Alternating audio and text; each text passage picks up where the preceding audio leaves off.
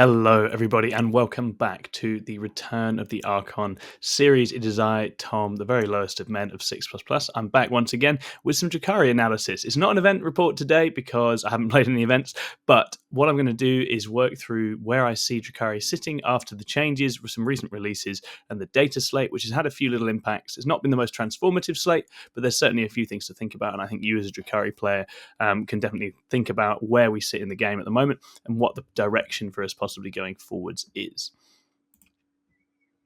Let's start by thinking about the impact of the data slate and recent releases. So, crucially, there were no points changes for the Drukhari. We stayed exactly as we are, and I'll talk about that in a moment. I think, relatively speaking, that's a positive, and there wasn't especially likely to see change with the army sitting in the place that it was. What we did see was some mild nerfs to some of our competitors, some adjustments to Guard, to Eldar, to Blood Angels, Sisters, and Necrons that are all definitely significant for us, but perhaps more influential than the data slate itself is also the emergence of the new Orcs book and possibly the disappearance of the Custodes, one of our nemesis in the meta as well. I'm going to work you through these changes, what I think that means for the faction in general going forwards, and some things to think about in these matchups as well. So, let's start with the lack of points changes for Drukhari themselves. I think, although perhaps a little bit disappointing, this was to be expected. I think Drukhari got serious love with the release of Sky Splinter and a few drops previously, which leaves the faction in a very solid and balanced place. The win rate has been showing at 50-ish%. I think that very skilled Drukhari players have been able to put up decent results in the game, solid competitive results. Myself and a few others have certainly demonstrated that. But I think the overall feeling for Drukhari amongst Archons is that it's a quite balanced set of rules right now. And it has good and bad matchups, right? There are situations in which we excel, and there are ones in which we struggle, and that's partly the design of the army. It's partly also 10th edition, and I don't think that anything in this data slate radically changes that. Drukhari have some clear weaknesses. We do struggle into very high durability that we're unable to get through with our particular set of weapons, so lots of high toughness and invuln saves. Chaos Demons, for example, can be a real problem, but also very stodgy units like Wraiths that require enormous commitment from us and really tease out the vulnerability of our kind of glass cannon approach are still very much a problem. Fights first is definitely still an issue for melee trading for us, as is fight on death, and there's a few armies still very capable of exploiting that. And finally, artillery remains a very serious problem because if we start losing transports, we get demeched, and our fragile units like Scourge get picked up. It's not an easy time for us. I think we still have a bunch of very real strengths in the game. We have enormous access to damage with Dark Lances and Incubi. We have a lot of speed to play around the opponent and abuse our sort of position on the board. We have a lot of assets in game, which is partly why I don't think we saw any points changes. We still have a lot of stuff. We can throw away units to block and to score very happily. And our secondary scoring is extremely good with Mandrakes and MSU. Our primary game is a little weaker, but there's lots of things that we can do to mitigate that. I think a couple of people asked me why we didn't see buffs to things like Hellions and Grotesques, and I think also there's a reasonable question over whether the Ravager in Drukhari proper is worth 115 points. And I think I have a few thoughts on that. I think ultimately Hellions and Grotesques both struggle to synergize with the detachment that we're using primarily at the moment, Sky Splinter, which means that even if they did see drops, I'm not sure how much of a take they would be. I feel like the kinds of units people are leaning into, Cabalites, Witches, Incubi, Scourge, just work better with our overall game plan, and transports remain very central. And I don't think Hellions and Grotesques at this moment in time necessarily break into that. I think Grotesques would really benefit from being able to be led by a Homunculus and also being able to take them in 5 so they can run in Raiders more effectively, I think would be really nice. And these are hopefully changes for future releases rather than a sort of points update. And Hellions, I think, just need a detachment that actually helps them to get more juice and more damage, because at the moment they're too fragile, a little bit unwieldy now that they're mounted, and don't have enough strength and AP to trouble a lot of the heavy hitters in the game. The Ravager, I think, is one of those units where, because of Ynnari and the potential use in Eldar lists, it has to be a bit more expensive, but I do think 115 for its fragility is quite harsh in Drukhari proper. But that's where it's at. I still really value using one of them, and I still think it has a place in the game. So overall, I think a very reasonable set of changes. I don't think Drukhari needed sort of internal rebalancing because ultimately we only still have the 2 detachments. The set of units that work in them is fairly fixed, and it's ultimately going to take a more extensive Drukhari release to give us new tools, new ways to use these things. I'm looking at you, Talos. I'd love a good Coven detachment that can really get some juice out of Talos, but they do work really well in Real Space Raiders, and they can work in Sky Splinter as well. So let's consider some of the nerfs in the data slate to some of our rivals. So there were significant nerfs to artillery in Guard, a little nerf on D cannons in Eldar with points rises, and some of the more abusive fire and fade units in Eldar like Shadow Spectres also took nerfs. Blood Angels took a small points tap on Death Company and Lamatis, which I don't think hurts us at all. Sisters saw some points rises on Arco-Flagellants, which are a really obnoxious unit for us to deal with. Necrons, obviously, via a series of nerfs to Catan and Hypercrypt, but also to the Technomancer, took adjustments here as well. I think hits to artillery are a big positive for us. Every time an artillery piece gets taken out of a list, it's good news for us. And I don't think that Eldar and Guard are necessarily less likely to abuse artillery now, but I think paying more for that and having slightly less on the board if you do is definitely a big positive for us. So that's a good thing. I think Hypercrypt of the Necron builds probably took more of a hit than Canoptek Core overall because the Monolith and Catan getting rises hurts Hypercrypt's assets on the board. And the nerf to Wraith certainly does give us a little bit more game. The Canoptek list being down a unit or 2 is no bad thing for us. And I think that gives Drukhari a little bit more of a chance to establish a foothold in those games. Ultimately, I think for a lot of the reasons I already alluded to in the previous slide, these armies can all still abuse things that make life very difficult for Drukhari. I think they are tough matchups with Fight on Death in particular in some places, but also artillery being a real problem. Necrons, I think, are always kind of supposed to be a natural counter to glass cannons and to elves, so even though they've taken some hits here, I would still expect them to be a very difficult matchup. But what you are likely to see is a slight move away from some of these armies as people start experimenting with other things, and that is definitely a positive for us. So hopefully, because the meta's in quite a balanced place and there's quite a lot of interest in other armies, we can certainly benefit.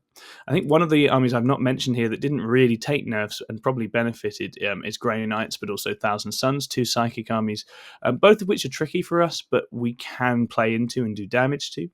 And I think both these factions are likely to continue to see a lot of use. Thousand Suns is a really interesting one for Drukhari because Magnus has to play very carefully because we can absolutely kill Magnus, and we do have very good profiles for killing Thousand Suns if we connect with them. So overall, I think this is a net positive, but quite a mild positive for us, with some of the things that we liked the least getting a little bit weaker, and a few of our tough matchups definitely still out there, but perhaps less auto pick and less commonly taken, and that's going to be a sort of a net gain for us in the game, and that's partly because of the other changes.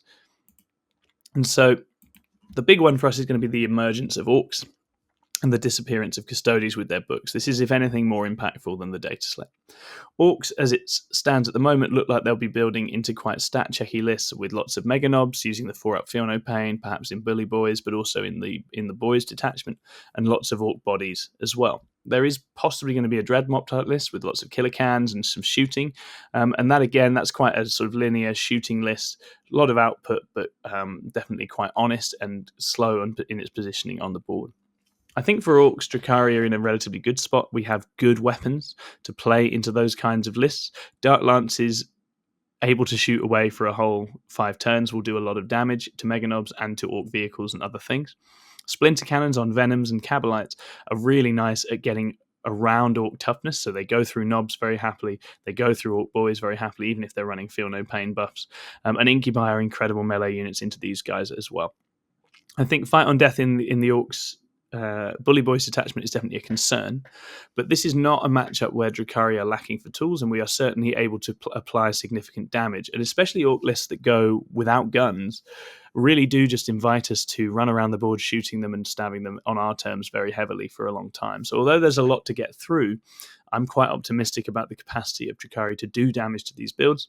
And crucially, we have access to a lot of speed and blocking to throw units in the way, tie Orcs up, slow them down, and whittle away. And the War buffs and defensive buffs in particular on Mega Knobs only last for the 2 turns, after which they become extremely killable. So Orcs feels like one that, although it's going to be challenging and it will be common, Drukhari perhaps have a better set of tools for dealing with than you might think at first glance. Anti-infantry 3-up into an army that's relying heavily on tough infantry is a really good time, especially the units that don't have as good a save. Venoms can go through knobs or Orc boys very, very happily indeed.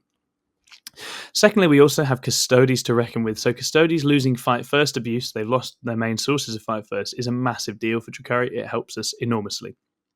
A big issue with Sky Splinter playing into Custodies was having to deal with fights first and losing units and simply not being able to trade into them. We actually have very good profiles for killing Custodies once fight first is factored out. So I think this is a matchup that now feels a lot better. It enables us to, again, use our speed, use our ability to engage them on our terms very aggressively. And I think Custodies builds will probably have to innovate and move away from just pure infantry bodies, which means slightly more mixed arms list, which again gives us different targets for our Dark Lances. Things like the Caladius tank is something that we can definitely hurt, and gives us a lot more play in the game. So I don't think Custodies are going to be anything like as common now. But it's also a matchup that I feel a lot better about us playing into. So this is a net positive. One of the most popular armies likely to be going forwards. Orcs is one that I think we have great tools for. One of our main meta menaces in Custodies going away helps us as well. So these are definite gains for the Drukhari, and it slightly reshapes the meta in a way that is generally a net positive for us, which I think is my overall take on this entire data slate and next quarter, is that it's a slight improvement for the Drukhari, but more of an incremental improvement than a radical one. So what does that mean for us? Well, I think Drukhari are going to continue to be in a balanced but enjoyable place in the game. It's a detachment that has weaknesses. It functions really well when it gets to do its thing. It has a very clear secondary advantage, but a clear primary weakness that it needs to account for in games. I think it's not going to be flocked to as the new meta option, but I think it's definitely valuable in teams, and it definitely has game in singles as well. It just needs to duck and weave some of those harder matchups a little bit and hope that those meta monsters take care of each other. I think the reshaping meta should be slightly more favourable to us than before, but this is a sort of a moderate improvement rather than a massive one. And obviously, in competitive Warhammer, people are often looking for the very strongest things or the most overpowered, overtuned things that have the least bad matchups. Drukhari don't really fit that bill for me. It's an army that needs to play extremely well into some tougher matchups to get results, but it can do it. So if you're a faction specialist and you enjoy Drukhari and you want to keep on innovating and having fun with it, I think that you definitely can. I think the biggest concern for us over the next few months will simply be that people have played Sky Splinter a lot and are starting to run out of interesting ways to use and play the list. I think it does fall around a particular set of core units, but obviously the Sky Splinter detachment breathed a lot of life into these units and into this play style, and it's still going to be extremely fun for a budding Archon to play. Obviously, looking ahead, there's going to be interesting changes as Chaos Space Marines and Tau come to the fore, and I will obviously be keeping a close eye on those armies and those lists as they hit the field and doing a bit more research to let you know in the future exactly what those matchups mean for you as well. Generally, though, yeah, a small positive step forwards for the Drukhari. I think they're going to continue to thrive in the areas they have been thriving, struggle probably in the same areas they have been struggling before, but perhaps a couple of those harder matchups and one or two of them going away is going to be a net benefit for the Drukhari overall. Thank you very much for watching this little update. That's the end of part 6. Part 7 will be coming soon. It may be something to do with my Drukhari adventures at the International Team Tournament, but I may also think about how Drukhari play into some of the new releases as those emerge as well. And if I do manage to squeeze out any other events in the short term, I'll be sure to let you guys know on here as well. Please do come over to the 6++ YouTube channel. Do hit like and subscribe. Do consider signing up and becoming a member and supporting us there. It means the world, helps us to make more excellent content for you. And you can get early access to releases there. And if you're interested in getting some Drukhari coaching and learning to play the army to the high level, I'd be very happy to take you on there. So do feel free to sign up and hit us up on Discord or on Facebook, and I will sort you out. Finally, do join the Drukhari Discord in the 6++ Discord. We've got a big conversation running there all the time, people swapping ideas, photos of models, all sorts of game reports, and it's been lovely watching that little Drukhari community thrive. I hope you're still having a great time out there with Sky Splinter. I know that I am, and I will see you all again soon. Lowest of Men out. Bye-bye.